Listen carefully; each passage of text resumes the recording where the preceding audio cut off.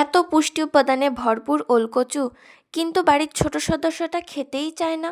এভাবে রান্না করে দেবেন, দেখবেন পছন্দ করবে, বলবেন এলিফ্যান্ট ফুড ইয়াম।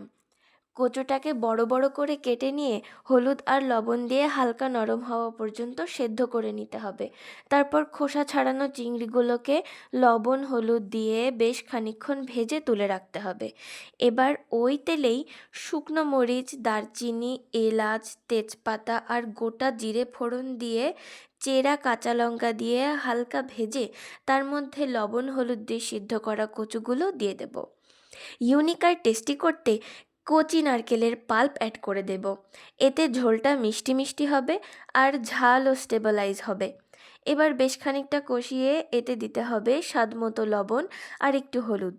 এবার আরও একটু সময় কষিয়ে তাতে ভাজা চিংড়িগুলো দিয়ে কিছু পরিমাণ জল অ্যাড করে দিতে হবে, যাতে মশলাগুলো মিশে যায় আর একটু ঝোলঝোলো হয়। শুকনো খোলায় জিরে ভেজে গুঁড়ো করে তার উপরে ছড়িয়ে দেব এবং ভালো করে মিশিয়ে দেব। রেডি হয়ে যাবে টেস্টি এবং হেলদি চিংড়ি ওলের ঝোল। টেস্ট করে কমেন্টে জানাবেন কেমন হলো। আর এরকম মজার মজার আর ইজি রেসিপি জানতে এখনই ফলো করুন রান্না রোড ম্যাপ।